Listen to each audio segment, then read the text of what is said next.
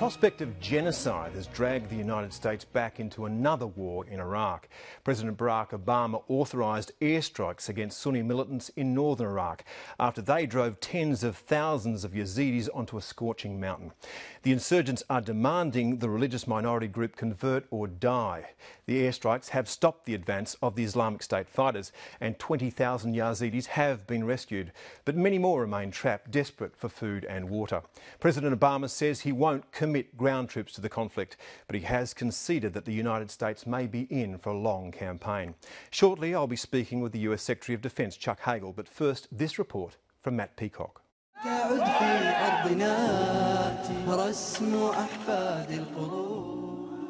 After a week of dramatic advances by Islamic State fighters in northern Iraq, 3 days of US drone and jet attacks finally appeared to be slowing down their vicious onslaught. Airdrops of food and water for tens of thousands of fleeing refugees near the mountain town of Sinjar have provided urgent relief. And ill-equipped Kurdish troops near the capital Erbil have retaken 2 nearby towns. What we are asking our friends to do is provide support and to cooperate with us in providing the necessary weapons so that we would be able to defeat these terrorist groups. Followers of the ancient Yazidi sect faced conversion to Islam or death, with reports of some buried alive and women taken as slaves.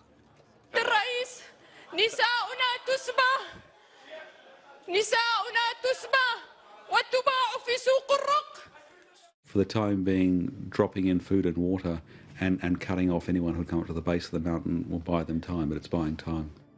International outrage against the IS forces increased after the Australian newspaper showed an alleged social media post by an Australian volunteer in Syria with his 7-year-old son holding an enemy's severed head.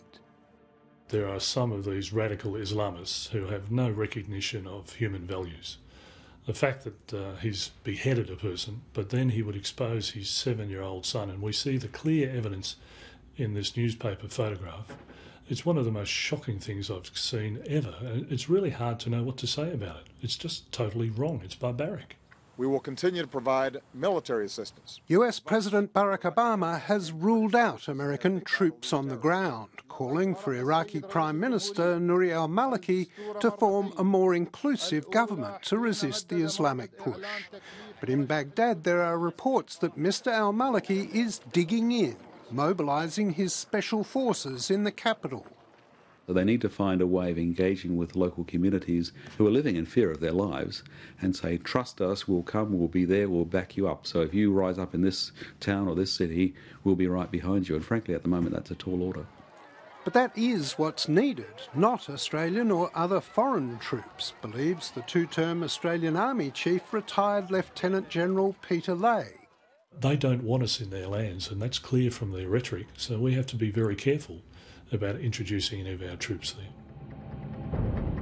This conflict could last a century, warns the General, and may well spread to Australian shores. I think it's going to be a very long war. They are thinking about this battle between good and evil, and guess what? We're the evil ones. Matt Peacock reporting.